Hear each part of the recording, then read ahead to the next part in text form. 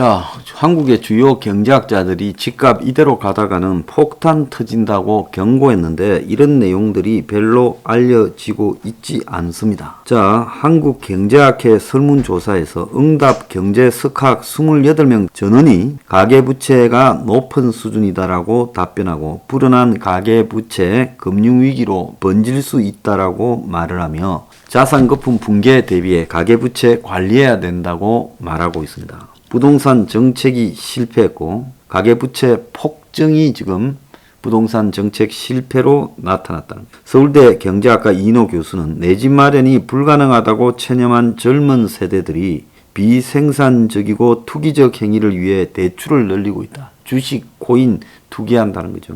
부정적 충격이 발생하면 높은 수준의 가계부채가 금융위기의 원인이 될 수 있습니다. 이우원 경희대 경제학과 교수. 그래서 이 유명 경제학자들이 가계부채발 금융위기를 경고하고 나섰습니다.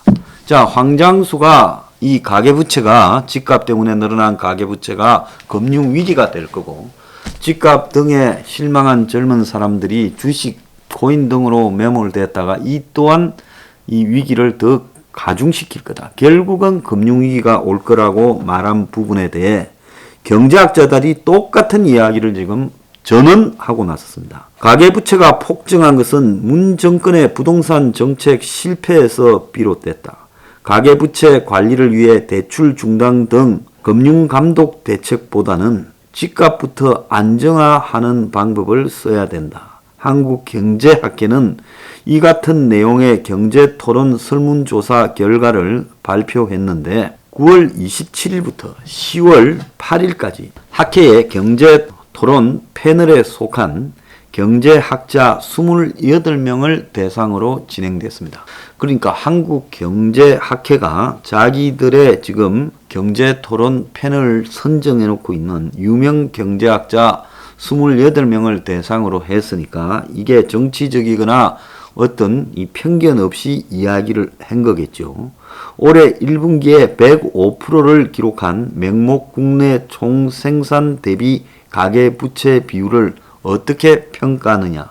즉 가계부채가 GDP 105%다. 이러니까 조사 대상의 100%가 높은 수준이다. 자, 높은 수준이 57, 매우 높은 수준이 43입니다. 그러니까 전부가 높은 수준이라고 말을 했어요.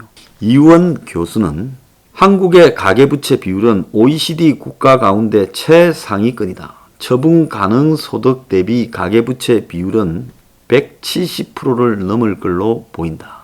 그러니까 내가 실제 쓸 수 있는 소득 대비 가계부채 비율은 170%가 넘는다. 강문성 고려대 교수는 자산거품 붕괴에 대비해 가계부채를 관리할 필요가 있다라고 말을 하고 가계부채가 늘어난 배경의 89%가 주택담보대출 등 주거비 자금 수요에서 비롯됐다. 치솟는 집값을 마련하기 위해 가계가 상당한 차입금을 조달할 수밖에 없었다. 즉 빚을 내서 집을 샀다는 거죠. 이인호 서울대 경제학과 교수는 가계부채 증가에 대해 정권의 부동산 정책 실패로 불어난 주택담보대출 증가가 가장 큰 요인이라며 이에 대응하기 위해 도입한 임대차 3법 이후 대출 수요는 이제 전세금도 폭등해서 전세 대출로까지 번졌다.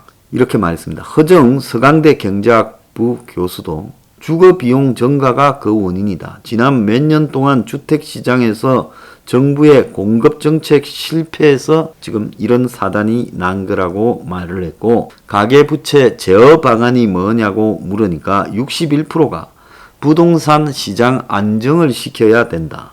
자, 그 다음에 금리 정책 및 유동성 관리를 해야 된다가 18, 지속적 경제 성장이 11, 적절한 금융 감독이 4%였습니다. 가계부채 관리를 위한 한국은행은 기준금리를 어떻게 해야 되느냐 하니까 75%가 기준금리를 올려야 된다 했고 김우찬 고대 교수는 선제적 금리 인상을 통해 가계대출 수요를 최대한 억제해야 된다. 만약 금리 인상 시점을 미루면 불어난 가계부채가 금리 인상을 더 어렵게 할 거다. 그래서 가계 부채가 가격 상승을 촉발한 부동산 주식 등 자산 시장이 붕괴하면 상당한 내수 위축을 가져올 거다라고 우려하고 있습니다. 그런데요, 그렇게 조였는데 9월 달에 가계 대출이 또 6.5조가 늘었다고 합니다. 참 답도 없는 9월 기준으로는 역대 두 번째로 많았다고 합니다. 그래서 2년 전인 2019년 9월에는 4조 8천억이었습니다. 작년 9월에는 9조 6천억이었습니다. 7월 달에는 9조 7천억이었어요. 그 뒤에 이제 확 줄였죠. 올 7월 달 이후에. 8월 달에는 6조 1천억인데 9월 달에는 6조 5천억이 됐어요. 총 잔액이 1052조 7,405억이라고 합니다. 그래서 규제 강도가 덜한 전세 대출 쪽에서 2조 5천억이 늘어났어요. 당국이 다음 주에 추가 규제안을 발표한다는 거예요. 자, 이제 집 살라고 돈 빌리거나 전세 대출 받으려는 사람들이 돈이 막혀서 큰 난리가 났습니다. 자, 지금 대출 한파가 심각해지는, 은행에 돈이 없는 것도 아니고 돈을 빌리려는 사람은 담보도 있고 신용도 있어요. 그런데 돈을 빌려주지 않는 대출 한파, 실수요자들까지 대출 절벽에 내몰리고 있어요. 대출 경색이 지금 정권에 의해서 더 이상 대출은 안 된다. 솔직히 말하면 금융위기가 터지기 직전이다라면서 대출을 막고 있어요. 그러다 보니까 전세 급증 탓에 지금 전세 대출이 말입니다. 월 평균 1조 8,400억 정도가 늘어났고 남은 석 달 동안 전세 대출만 최대한 5조 5천억 정도가 필요하고 그 다음에 잔금 대출도 올해 입주 예정인 5만 6,500세대에 3조가량의 잔금 대출이 필요하다. 그래서 총 8조 5천억은 전세나 입주 잔금 치르는데 필요한데 정부가 남은 올 연말까지 7조밖에 없다라고 틀어막았어요. 근데 하필이면 전세 만기나 입주 시기인 4분기에 7조밖에 없다라고 하면서 이들은 굉장히 불운해져 버린 거예요. 올해 8개월간 108조가 늘어난 나라 빚에는 눈도 깜짝하지 않으면서 가계비 급증만 위험하다고 대출 경색을 지금 해서 막으려는 금융당국의 결기에는 집값 급등을 막으려고 한다라고 핑계를 대지만 실제로는 지금 금융위기가 일어날 상황에 대한 우려가 매우 크다고 봅니다. 자, IMF가 한국의 나라 빚, 국가 부채가 너무 심각하게 폭증하고 있다고 경고를 했습니다. 그래서 IMF가 한국의 국가 부채에 대해서 걱정을 표방했어요. 늘어난 나라 빚이 이전 정부의 2배다. 그래서 문가리가 들어오기 전까지 지금 나라 빚이 보면 626조 9천억인데 그 이후에 1068조 3천억이 돼버렸어요. 그래서 문이 혼자서 407조 8천억을 늘렸어요. 박근혜는 170조 4천억, 이명박은 180조 8천억, 노무현은 143조 2천억입니다. 그래서 국가 채무가 이 속도로면 2025년이면 1408조 5천억으로 될 거다. 이렇게 되겠어. 그래서 피치나 무디스 등이 한국의 국가 채무를 경고하고 났었고 지금 심각하다고 IMF도 경고하고 났었습니다. 자, 국가 빚이 이런 모양인데 지방은행들도 재다 주택담보대출, 전세대출 조이기에 나서서 신규 대출을 중단하고 있다고 하고 있습니다. 자, 시중에 서울 중저가 아파트가 불장이라는데 9억 이하가 1년 새 22만 채가 증발을 해버렸어요. 대출에 그래도 여유가 있는 9억 이하는 아파트가 거의 사라져 버렸습니다. 그래서 실수요층이 9억 이하 아파트를 살 수가 없다는 거예요. 서울 수도권 빌라도 6억 이상 매매가 2배가 증가해 버렸다고 합니다. 나라 꼴 잘 돌아가는데요.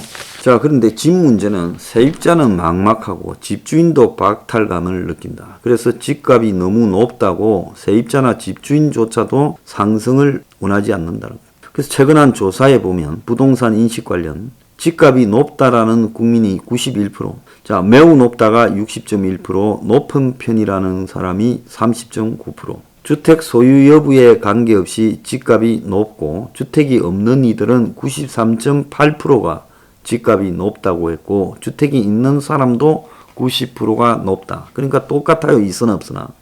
응답자의 52.7%가 앞으로 집값이 더 오를 거라고 봤고 현재 수준을 유지할 거라는 사람은 23.7%, 떨어질 거라는 사람은 23.6%밖에 없더라는 거예요. 자, 집값 상승에 대한 인식은 다 부정적이라는 거예요. 주거비 부담이 커지는 게 싫다가 95.1%, 자산이 늘어나는 게 되니까 좋다라는 사람이 14.9%라는 거예요.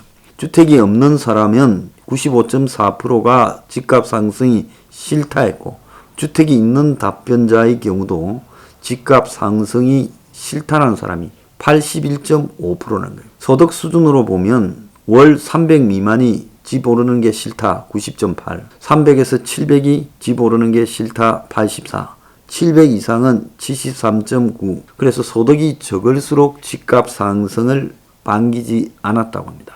그러니까 주택 소유자들도 집이 한 채 있지만 싸고 이는 집을 가진 사람들은 내 집보다 훨씬 더 많이 오르는 강남의 집을 보면서 박탈감을 느끼고 또 내 집이 올라봤자 이걸 팔고 어디 방법도 없기 때문에 차라리 안정되기를 희망한다는 거예요. 주택 가격이 인상되면 전월세도 오른다니까 세입자들은 더 예민하게 그런 반응을 보이고 있습니다. 자, 고용률 이야기 잠깐 하겠습니다. 3040의 고용률이 OECD의 바닥이다. 그래서 작년 38개국 중에 한국이 30이다라고 나왔습니다. 숙박, 음식, 제조업 일자리 대부분이 감소했고 한국 고용률은 76.2%로 떨어졌는데 독일, 일본, 영국은 85%가 넘고 프랑스는 82%라는 거예요. 그래서 30세에서 49세의 고용률이 이렇게 낮다. 5년간 연평균 1.5%씩 줄어들었다. 경기 침체가 모든 연령대에 영향을 미치기 시작했다. 처음에는 노인, 나중에는 20대, 그런데 이제는 한참 일할 30에서 49, 즉 30살부터 이제 50살 이 정도 사이에 있는 30대, 40대들에게 치명타를 입혀버리고 있다. 한참 일할 나이에 지금 고용률이 최악인 상태다는 겁니다. 자, 코스피가 한 달 새에 6.7%가 떨어졌어요. 스탠다드 앤 푸어스 하락률의 3배라고 합니다. 그런데 개미들은 8.5조를 잃었다는 거예요. 지난 12일까지 순매수 상위 10개 종목에서만. 그런데 정부는 거래소로 올 상반기 정권 거래소로 8.5조를 챙겼다는 거예요. 그러니까 정부는 주식시장에서 뛰었다 내렸다 하면서 돈을 열심히 버는데 개미들만 죽을 지경이다. 자, 오늘 원유 환율 무섭게 뛴다. 물가 3% 공포. 두바이 이후 원화 환산해보니 7년 새 최고다. 9월보다 10월달이 원유가 더 오를 거다라고 이야기가 나오고 있습니다. 자, 코로나 직격탄으로 자영업자 비율이 사상 첫 20% 아래로 떨어졌다. 취업자는 작년보다 67만 명이 늘었다고 자랑을 하고 자빠졌지만은 9월 취업자요. 주 17시간 이하의 취업자가 34만 명이고 주 17시간 이하의 취업이 정부 용돈 일자리지 이게 일자리입니까? 60세 이상에서 32만 3천 명. 그러니까 이 두 개 합치면 얼추 67만에 가깝지요. 결국 이것은 뭡니까? 정부가 코로나로 줄어들었던 부분을 다시 이제 좀 풀어주니까 살짝 느는 것과 정부가 돈 풀어서 가짜 일자리 만들었다는 거예요. 한국은 전형적으로 자영업자 비율이 매우 높은 나라인데 자영업자가 이렇게 줄어든 이유는 주변에 문 닫고 떠난 사람이 한둘이 아니다. 제가 여기 사무실 오는데요. 합정역 앞에서도요. 역 바로 출구 앞에도 지금 망해가 문을 닫고 있던 게 수두룩합니다. 이 합정역이면 그래도 2호선과 6호선이 교차하는 쪽이고 번화가에 속하는데도 이 모양입니다. 딴 데는 어떻겠습니까? 자, 나라 경제요. 이래도 문제가 없고 괜찮다는 겁니까?